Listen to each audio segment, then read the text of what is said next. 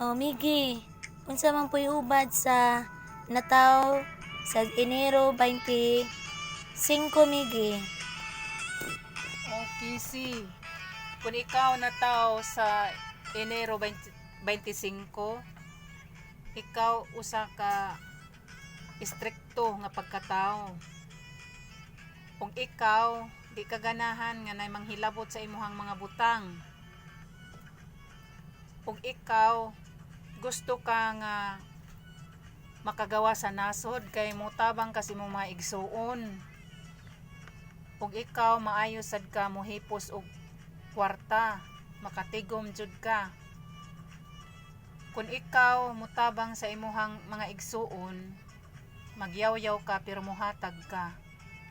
Mao na say hubad sa nataw sa Enero 25, Kisi. Oh, mga higala, ayaw kalimot sa pag-like, share, and subscribe this video. Sa mga nataw diha sa Enero 25 or January 25, please like, share this video. Thank you.